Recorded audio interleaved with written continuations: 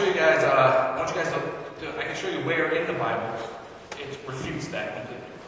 And if you guys will take a Bible in the pews, they should be in front of you. There should be red ones and black ones. I mean, they use the Bible from the pews because it has the same thing as the Bible. Now, hold on. If you're a guy and you reached immediately for a red Bible, that means you like girly things. I'm just kidding. I know. It was pointing in front of you. I know. It's okay. Okay. So, if you guys would open in those Bibles to page 5. I know a lot of people are thinking, all right, he's about to prove the Bible with the Bible. Isn't that circular reasoning? Isn't that what that is? Hold on a second. Open to page 5. There should be the preface in the Bible. It's the 5th page. I checked. We're just going to read the first line. That's all we're going to do. Just read the first line of the preface of the New International Version. And it goes like this. The New International Version is a completely new translation of the Holy Bible made by over 100 scholars working directly from the best Hebrew, Aramaic, and Greek texts. You see, what that translation argument assumes is that this Bible was translated from something like the New King James Version, or from a translation of the Bible. But the fact of the matter is, whenever anyone makes a translation of the Bible, you don't go to an already existing translation. You go to the original Greek documents themselves, the original Greek text, Hebrew and Aramaic. So it's not person 1 tells person 2, tells person 3, and all the way down the line the story completely changed. It's person 2 goes to person 1, gets the information directly. Person 3 goes to person 1, gets the information directly. Person 4 goes to person 1, gets the information directly. Not from any other source. And that's how we know that the translation argument is just ridiculous. So, if you ever heard that argument, now you know how to refute it. If you ever make that argument, you shouldn't. Whoever makes that argument is either a liar or just extremely misinformed. Now I want to talk about the video. The things that the Da Vinci Code is based on, stuff like that. The Bible has been changed. So it is not a reliable collection of historical documents written down by eyewitnesses during the lifetime of their eyewitnesses. They report supernatural events which took place in fulfillment of specific prophecies, and they claim the rains were divine rather than human origin. They say that the Bible was changed somewhere in history. And I'm going to use the example. They come at it from a multitude of different angles. They say there's a ton of people who may have done it. It was definitely changed. I'm going to use the example that some arguments in the Da Vinci Code rely on, the example of the monks. But it doesn't matter who you say it was that changed it. So this refutes any argument of anyone who says that the Bible was changed. Well, I'm going to use the example of the monks. We're going to just assume right now it was the monks who changed it. Okay? The monks in the monastery or whatever, they changed everything in the Bible. Now, we have manuscript evidence that completely refutes that argument. Manuscript evidence, good, solid manuscript evidence that we can put our hands on today that completely refutes that argumentation. There are 24,000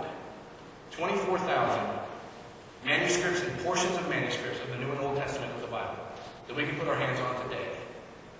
There are 6,000 Greek manuscripts, the original Greek of the New Testament, that we can put our hands on today, we can read today, and some of them are dated as early as AD 120.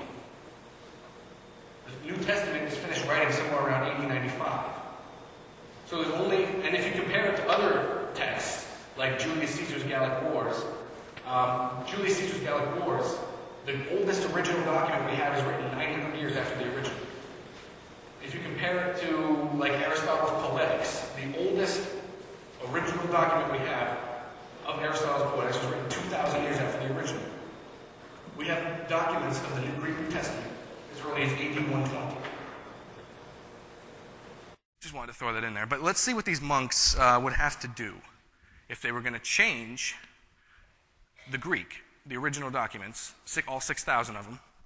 These monks would have to gather up at some point all 6,000 of these Greek manuscripts, change every one, fill them with their lies, don't show your ink work, don't get caught, get them back where you stole them from, because we found them all in different places.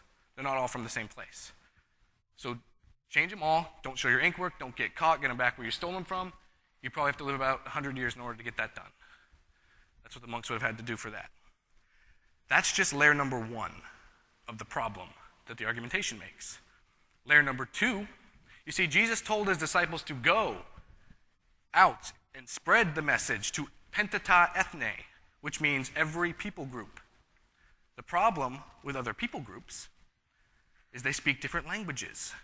So by the 2nd and 3rd century AD, we have the New Testament, the Greek New Testament, translated into Latin, Coptic, and Syriac manuscripts. 10,000 of them. So now these monks have to gather up all of those as well. They have to gather up all 6,000 of the Greek, change every one, fill them with their lies, don't show your ink work, don't get caught, get them back where you stole them from, take all 10,000 of the Latin, Coptic, and Syriac manuscripts, know those three languages well enough to match the lies you told in the Greek, don't show your ink work, don't get caught, get them back where you stole them from, and now you're probably going to live about 200 or 300 years in order to get that done. That's layer number two. Layer number three of the problem is,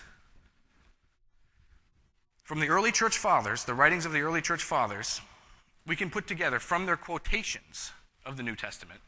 They quoted the New Testament so extensively that from their quotations, we can put together about 98% of the New Testament just from their quotations of the New Testament. So now, they got to find 6,000 Greek manuscripts. Don't show your ink work, don't get caught, change every one, get them back where you stole them from. You're going to find 10,000 of the Latin, Coptic, and Syriac manuscripts. Don't show your ink work, don't get caught, get them back where you stole them from. Know those three languages well enough to match the lies you told in the Greek. And you got to find all the writings of the early church fathers. Change those. Don't show your ink work, don't get caught, get them back where you stole them from. And now you probably got to live about 300 or 400 years in order to get that done. Help you if you believe that. It's not even possible. The manuscript evidence refutes any argumentation that this has changed, that this is not what it was back then, as it was originally written. The Bible is a reliable collection of historical documents written down by eyewitnesses during the lifetime of their eyewitnesses. If you read the letters from Paul and Peter and all this stuff, it says, we were eyewitnesses. Read the letters of John, it says, we saw this. We touched, handled. Miracles, supernatural events, written in fulfillment of specific prophecies. So the writings that we have early on match what we have today. But the only question left is, were they lying? Was it true what they wrote about Jesus? Is it true what Moses wrote about God? Is it true? All these things in here. Is the Bible really from God? And how can we know? Well, this is where a little bit of faith comes in. Because there's no real 100% conclusive proof other than your individual proof, like people who have gotten signs from God. But there is a lot of good evidence. I'm going to give you a couple of examples of why I believe this book is from God. There is science in this book, written thousands of years ago, that nobody could have known back then, that we just have recently, in recent discoveries, recent years, found out that we know, that are true. There's a website, if you guys got a bulletin, there's a website called 101 Scientific Facts and Foreknowledges of the Bible. The website is in the bulletin. It's in a piece of paper. If you guys want to look it up, you should look it up. It's an amazing website. It has 101 different scientific facts and foreknowledges in the Bible. I'm going to give you a couple of them right now. In the book of Isaiah, it has a verse that says, the stars are countless and God spreads out the heavens. The heavens is referring to out there, outer space. And just recently, people used to think that they could prove that verse wrong, that the stars are countless, because if you got people positioned right all over the earth and took a picture, then we could count them. But we've just recently discovered there's enough stars, and this is a very, very, very, very rough estimation. There's enough stars for every person on earth to own 2 trillion of them all to themselves. It's a lot of stars. They're countless. We've also have a scientifically fact that has been proven the universe is expanding. And the Bible talks about the heavens stretching out, the universe expanding.